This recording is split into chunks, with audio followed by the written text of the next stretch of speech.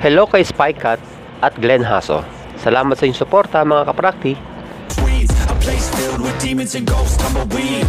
Sa pagpapalaki ng muscle, pagdating sa nutrisyon, hindi mawawala ang itlog. Ang itlog ay mayaman sa protina na siyang pangunahin na kailangan ng ating muscle para ito ay lumaki. Ang isang medium size na itlog ay nagtataglay ng 6 grams na protina. Bukod dyan, taglay din ito ang maraming vitamins at minerals. At ang nakakatuwa sa itlog, madali mo lang itong mabibili sa murang halaga. Ngayon, sagutin natin yung tanong ng isang kaprakti natin at baka ganito rin ang tanong nyo. Ilang itlog ba dapat ang kakainin sa isang araw para lumaki ang muscle? Una, bago mo malalaman kung ilang itlog ba dapat ang kakainin mo sa isang araw, kailangang alamin mo muna ang timbang mo sa kilogram. Pagkatapos ay i-multiply ito sa 1.6.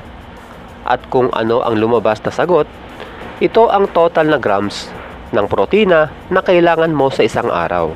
Halimbawa, kung ang timbang mo ay 50 kilograms, i-multiply ito sa 1.6 grams.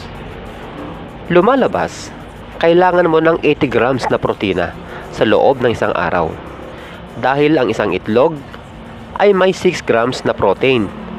At upang makuha mo ang 80 grams na protein na kailangan mo, lumalabas na kailangan mo ng 14 na itlog sa isang araw para sa pagpapalaki ng iyong muscle. Yan ay kung sa itlog talang kukuha ng protina. Ang ibig kong sabihin, kung ang inalmusal mo ay manok, kung saan mayaman din ito sa protein, dahil ang 100 grams na karne ng manok ay nasa 30 to 35 grams na protein. Kaya halimbawa, nakakain ka ng ilang pirasong manok at sabihin nating nakakuha ka dito ng 20 grams na protina.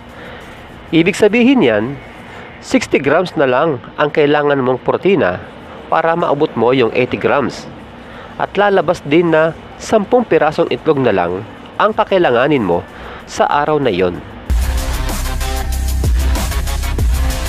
Kaya sa mga nagtatanong kung ilang itlog ba dapat ang kailangan nilang kainin sa loob ng isang araw para lumaki ang kanilang muscle, ay depende sa mga kakainin nyo sa araw na yon. Dahil gaya ng manok, ang isda, baka, atay, tahong, hipon, munggo at iba pa ay nagtataglay din ng protina. Imbes na ganyan ang itanong nyo, mas mainam ang ganitong tanong. Ilang grams ba ng protina ang kailangan sa loob ng isang araw? At ang sagot dyan ay naituro ko na kanina kung paano ang pag-compute nito.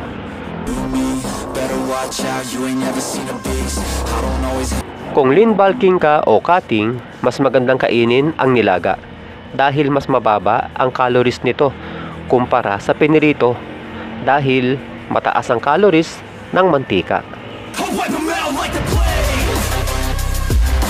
Muli, kung lean bulking ka o cutting, egg white lang ang kainin. Pero maaari ka pa rin kumain ng dilaw nito. Subalit, sapat na ang 2 hanggang 3 egg yolk sa isang araw. Depende sa dami ng calories na kailangan nyo. Dahil ang egg yolk o dilaw ng itlog ay nagtataglay ng mataas na calories. Pero dapat nyong malaman na kapag hindi nyo kinain ang egg yolk, mababawasan din ang protina na taglay nito. Kaya kung ang itlog ay may 6 grams na protein, kapag hindi mo kinain ang dilaw nito, magiging 3 grams na lang ng protein ang makukuha mo dito. Hanggang sa muli mga kaprakti, God bless!